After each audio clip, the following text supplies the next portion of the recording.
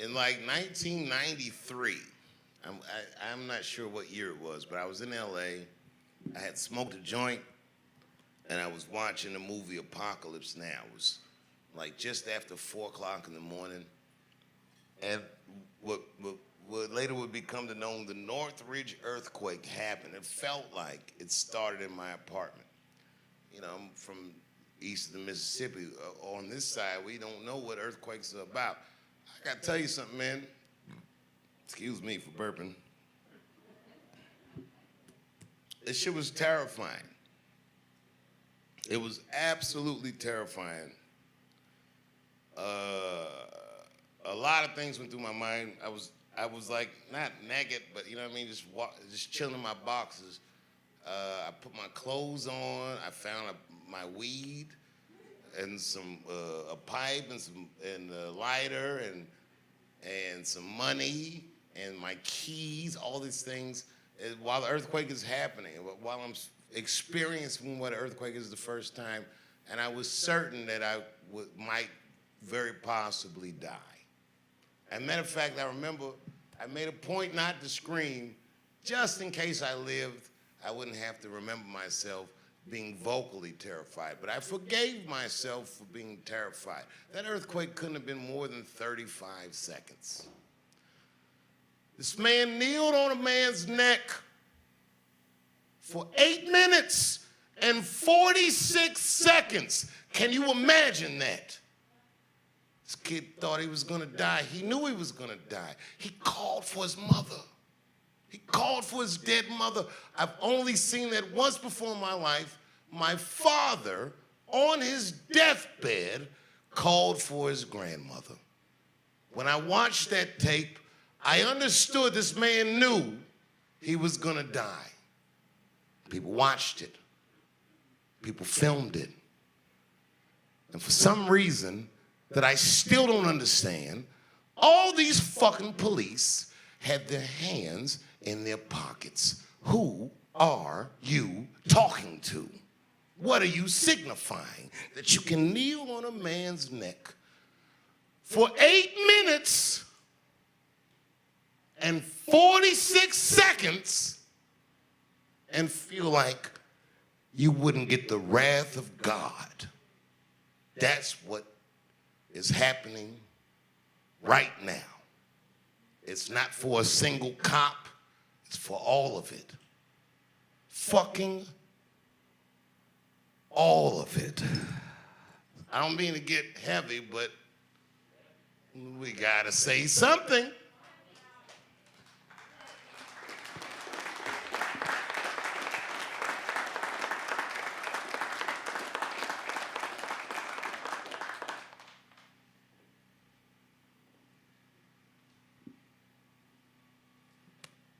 He told the police he couldn't breathe.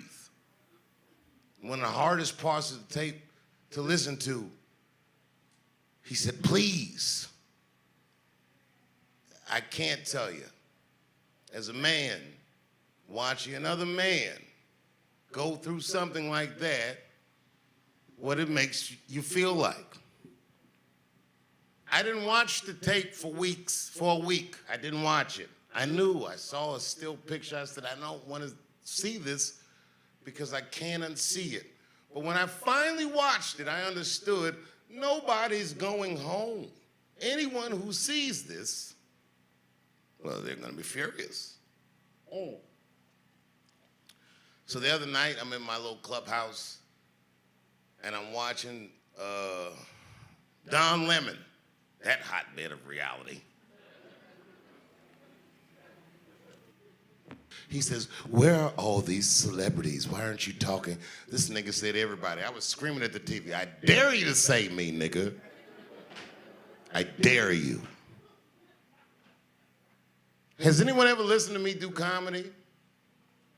Have I not ever said anything about these things before? So now all of a sudden, this nigga expects me to step in front of the streets and talk over the work these people are doing as a celebrity? Ask me, do you want to see a celebrity right now? Do we give a fuck what Ja Rule thinks? Does it matter about celebrity? No. This is the streets talking for themselves. They don't need me right now. I kept my mouth shut. And I'll still keep my mouth shut. But don't think that my silence is complicit of all the shit these niggas are saying, trying to get everyone to sing these fucking songs. I know all these songs. I was raised on these songs. Why would anyone care what their favorite comedian thinks after they saw a police officer kneel on a man's neck for 8 minutes and 46 seconds? I can't get that number out of my head because it was my time of birth on my birth certificate. I was born at 8:46 in the morning, and they killed this nigga in 8 minutes and 46 seconds. I watch everything everybody says. I think Candace Owens try to convince white America, don't worry about it, he's a criminal anyway. I don't give a fuck what this nigga did. I don't care what this nigga did. I don't care if he personally kicked Candace Owens in her stinky pussy. I don't know if it stinks, but I imagine it does. And if I ever find out, I'll let you know for sure. I'll tell, like Azealia Banks, I'll tell.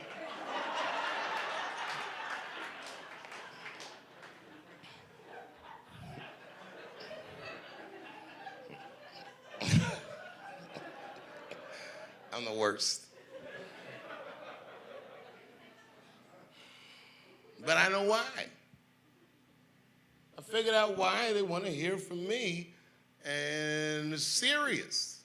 The only reason people want to hear from people like me is because you trust me.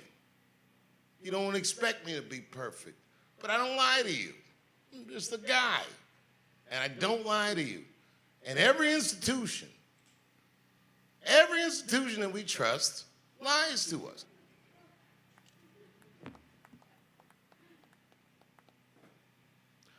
How come they never talk about Chris Dorner? That's a story about a man who believed he did everything right. Do you know who Chris Dorner is? Well, Chris Dorner, if you remember, was an African-American police officer in the LAPD. He was executing a warrant with his partner, who was a white woman. And white women, I support you, but boy, if y'all don't shut the fuck up.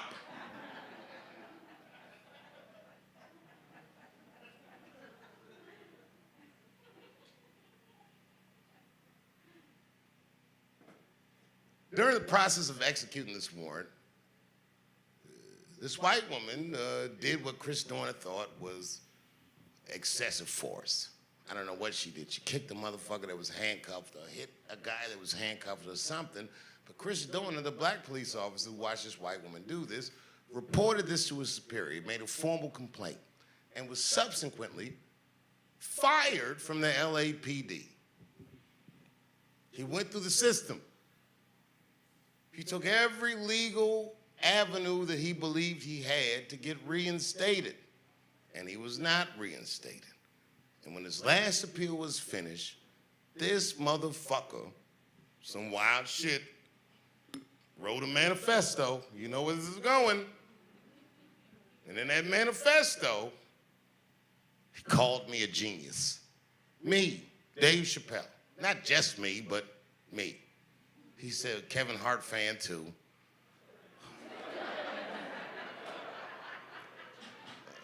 But he called me a genius, and he told Bradley Cooper, who's a friend of mine, don't do any more hangovers, nigga, that's enough. That's what he said. And he told his story. Chris Dorner told his story, how he did everything right when he was in the military, and subsequently everything else. This is before any of this shit happened.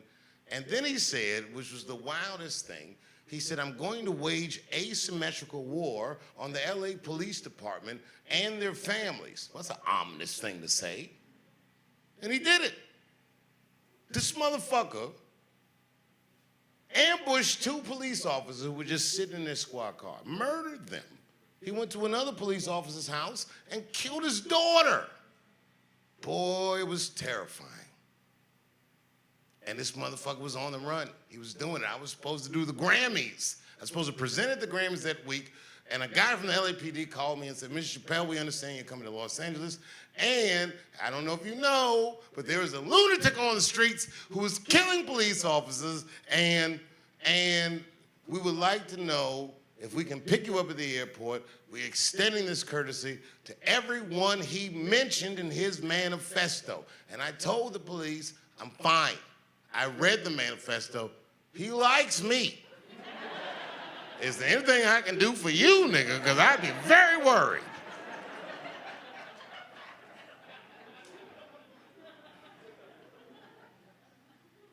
They found him.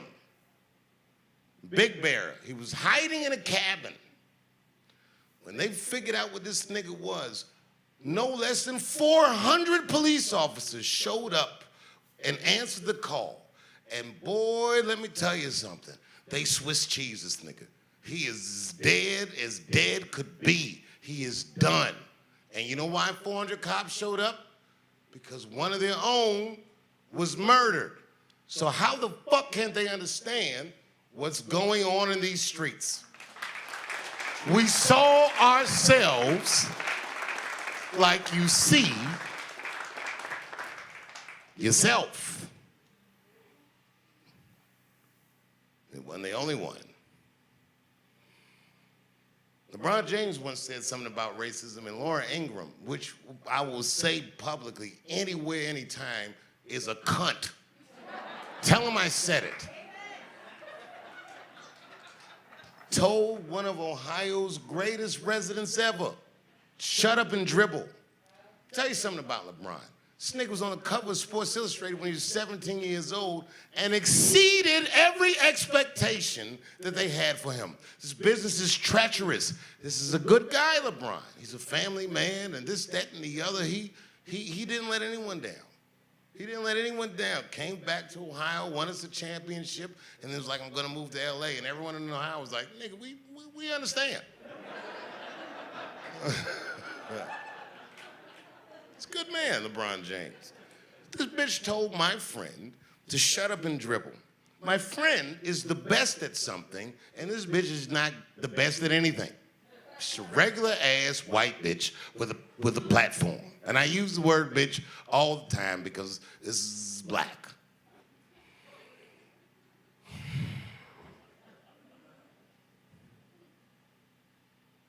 You watch one shooting after another. Eric Garner in New York, the first guy that told the police, I can't breathe.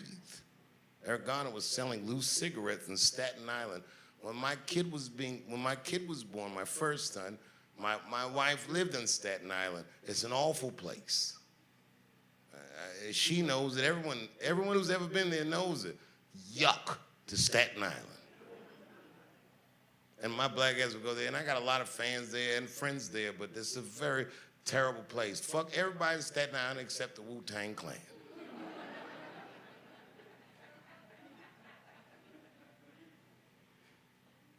Got murdered by one police officer while 5 of his fellow officers watched him do it. Not one of them said, Frank, take it easy, none of that shit, because they were being recorded. Because they were afraid if I correct my fellow officer on this camera, it's gonna open us up for some kind of liability. And the guy killed the person that they were, what do you call it, apprehending? The guy was selling loose cigarettes. There goes Eric Garner. And then we have one after the other. Trayvon Martin gets murdered by just a regular nigga that, George Zimmerman is nobody. George Zimmerman is an awful human being. Threatened Beyonce's life, he threatened Jay-Z's life. He signed Skittle bags because Trayvon Martin had Skittles on him when he was murdered by George Zimmerman. Boy, how do we feel? How do we feel right now? This kid was 15 years old being followed by a grown man with a gun and whooped his monkey ass. He beat the shit out of George Zimmerman, and George Zimmerman murdered him. We were very upset. This kid looked eerily like the president. He looked like my own children. I hate George Zimmerman as an idea, not as a guy. I've never met him. I'm sure I would, though.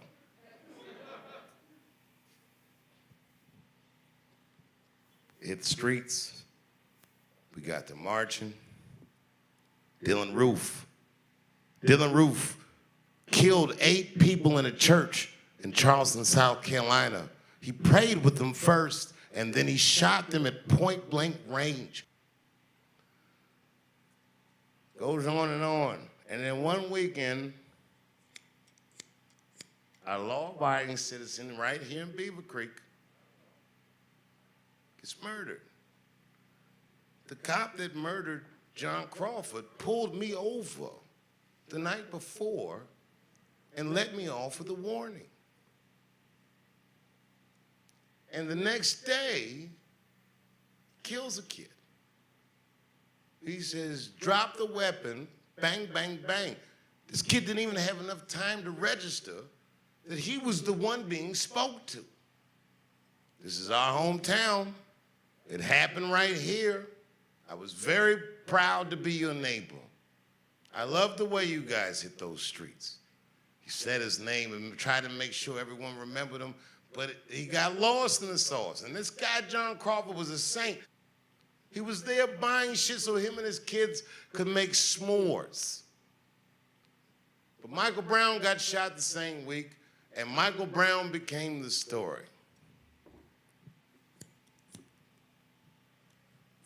And then, am I boring you? Well then, right back in Minneapolis, there's Philando Castile, a law-abiding citizen who was a registered gun carrier who was trying to show the police the paperwork for his registered weapon and was murdered in front of his wife and his child. And then, right in Baton Rouge, Louisiana, just 2 days later, it happens again. And what do you think's gonna happen? 3 days later, 9 cops get murdered in Dallas at a Black Lives Matter rally. Wow, I'll never forget it. It was the first time I ever thought, I gotta get my family the fuck out of this place. These niggas will never understand. I'm tired of explaining to these people something that's so goddamn obvious. The guy that killed those 9 cops, just like Chris Dorner before him, was from our military. And then right after he did it, another 4 cops were shot dead in Baton Rouge, Louisiana. Again, a black man that served in our military. What are they doing? Why would our guys do that? Black people from the military? Because they believe, just like they did when they were joining the fucking military, that they were fighting acts of terror. These are our people. These are our countrymen. If I were white and saw one of these men get murdered and I was in the NRA, why wouldn't I stand up for them? A card-carrying legal gun owner that gets murdered in cold blood because he's black. That's why they don't give a fuck. There's only one time the NRA ever supported an assault weapon ban. You know when it was? It was when the Black Panthers stormed the state capitol with assault rifles in California. Candace Owen, that rotten bitch. She's the worst. I can't think of a worse way to make money. She's the most articulate idiot I've ever seen in my fucking life. She's so articulate, she can tell you how fucking stupid she is precisely. And she told George Floyd's rap record on the internet, oh, he was this, he did that, and he's a drug addict, and he's not a hero, and why does the black community make him a hero? Why do you choose him as a hero? We didn't choose him, you did. They killed him, and that wasn't right, so he's the guy. We're not desperate for heroes in the black community. Any nigga that survives this nightmare is my goddamned hero.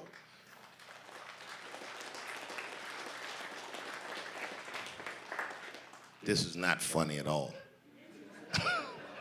I got some pussy jokes too I could do, but I just really just.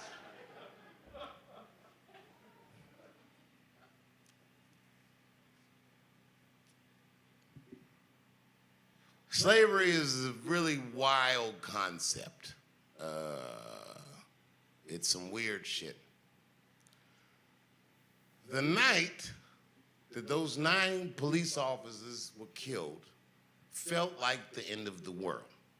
And the only reason that it wasn't the end of the world, in my opinion, is because at the very same time that was happening, Kobe Bryant was playing his last game as an LA Laker. And as scary as all that shit was, I kept flipping back to see if Kobe would drop 60. And he did. Oh, and he did. And vaguely in the back of my mind, I remember the idiot-ass bitch telling somebody to shut up and dribble. And I watched this nigga dribbling and saving this goddamn country from itself. I loved Kobe Bryant. He died the day I won a Grammy, he died. That's why I didn't show up at the Grammys, because Kobe died. They had both of his fucking jersey numbers hanging up, 8/24. Well, that's my birthday. I cried like a baby.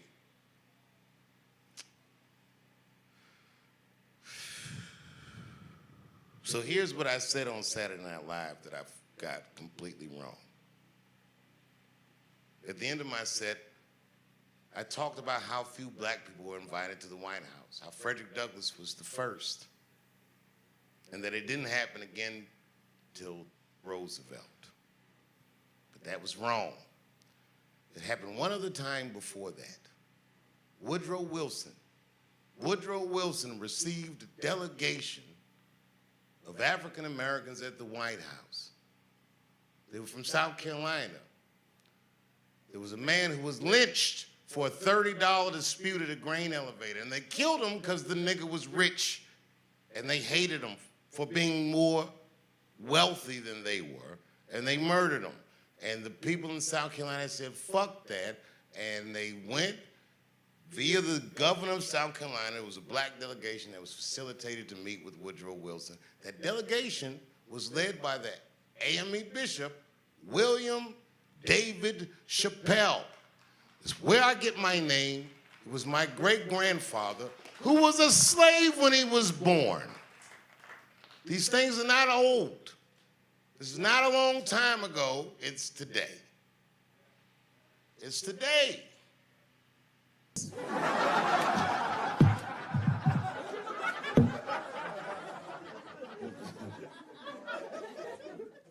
I empathize, man, you know. Everybody gets mad because I say these jokes, but you understand that this is the best time to say them. More now than ever. And I know there's some comedians in the back. Motherfucker, you have a responsibility to speak recklessly. Otherwise, my kids may never know what reckless talk sounds like. The joys of being wrong. I didn't come here to be right. Just came here to fuck around. It's hot in here suddenly, isn't it? I wonder where that heat came from. I wonder what happened to me. Where did I go for 12 years if I wasn't raped?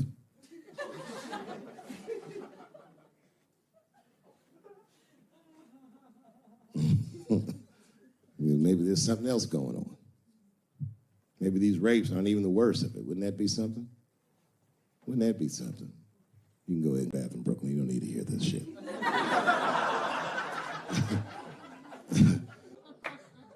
You see that motherfucker right there? He's under an enormous amount of pressure. He is. Just being big and black with that hairdo, nigga, you motherfucker's a suspect for everything.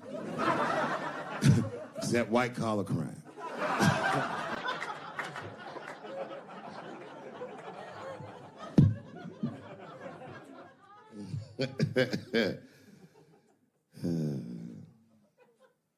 Sometimes I wouldn't talk about where I went, but y'all don't even want to know.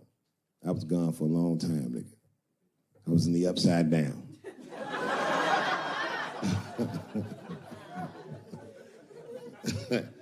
Scary being a white dude now, isn't it? A little bit, no? Well, you're not gonna get me too. But you know what I mean. It's funny for a black dude to see white people go through this because this is how it always is for us. All my heroes is either murdered by the government or registered sex offenders. Sad, I know, man. But we've already been through it, like Michael Jackson. Remember when they said all that shit about Michael Jackson? They never proved anything till his dying day, but they said that he did some very heinous things. And one time I watched a documentary about it. They were talking about all the shit Michael Jackson allegedly did. And as they were saying all these allegations, they started showing pictures of his home, the Neverland Ranch. You ever seen Michael Jackson's house on television? Well, the short of it is, there's a lot of things for kids to do with that place.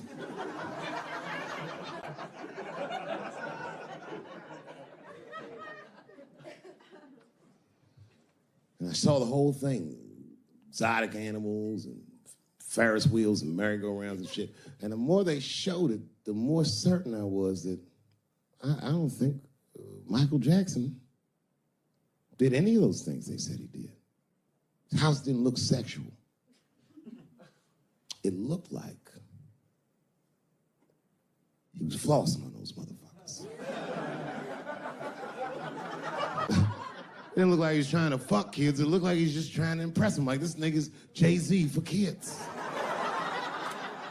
Like, he just walking through his house. This is my cotton candy machine. It makes 3 tons of cotton candy a day. You know, all the cotton candy you want. This closet is filled with nothing but custom-made karate slippers. Isn't that cool? Shall I have my monkey bring us more cupcakes? Hey guys, let's watch a movie. What movie do you want to see? Home Alone? Oh, no, don't touch the DVD player. Macaulay Culkin's here, he can act it out. Come on, Macaulay. Act out Home Alone for my guest. And them kids was like, man, you are all right, mister. This is fantastic, man. We had you all wrong. All wrong? What? I don't understand. What do you mean? Huh? Oh, well, you know, we thought it was going to be the usual. Like, you're going to have us come over and give us some wine cooler and, you know, suck our dicks. What? Suck your dick? You faggot-ass kids. Why trying to suck your dick, nigga? I was trying to show you a better life. Bubbles, get these kids the fuck out of my house. You're just like everyone else. Hollywood is no place for moral absolutism. You know what I mean? We must never forget that R. Kelly peed on a 15-year-old girl. And he also wrote, I Believe I Can Fly. Same guy, same lifetime. If I showed you that video of him peeing on that girl and scored it to I Believe I Can Fly, it'd be torn. I used to think that I could not go on. You would know how to feel. If I can see it.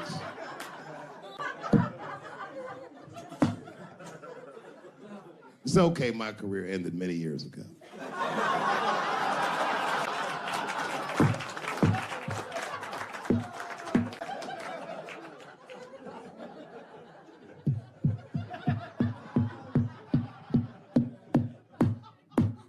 Order.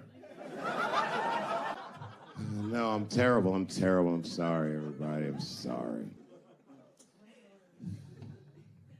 Want to know what happened to me?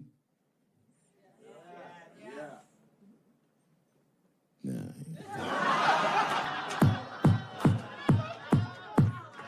It's tempting, but I don't want to talk about it. Maybe at the end, when I run out of things to talk about. Actually, I'm almost there. I'm just trying to tell you what happened to me was I just didn't have a good go of it. I don't know what you guys think happens when you quit a successful show like this. I'll tell you what doesn't. They don't go, hey, well, good luck with your future endeavors. That's not what happens. It was cold out there. For real, I had to watch it all go down without me. I had to watch all those people do my show, Key and Peele, and Amy Schumer, and Mind and Mencia. Well, I'm not going to say they were doing my show. I'm just saying they were awfully similar. I was mad. And people would come up to me on the street and be like, yo, nigga, just every once in a while. Most people thought I was crazy, but sometimes people come, yo, nigga, you did the right thing, man. You my hero. Nigga, I don't want to be your hero. I want to be rich.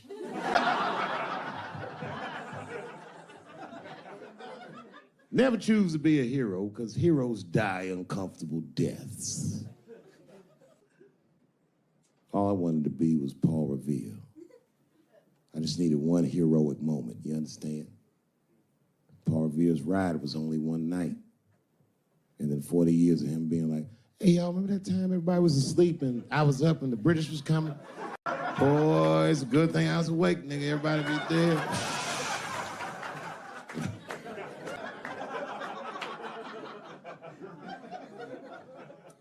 That's why I want to start a GoFundMe for Colin Kaepernick. I do, man. I'm fascinated with him. I want to make sure he never has to play football again. He can if he wants to. I just don't want him to have to.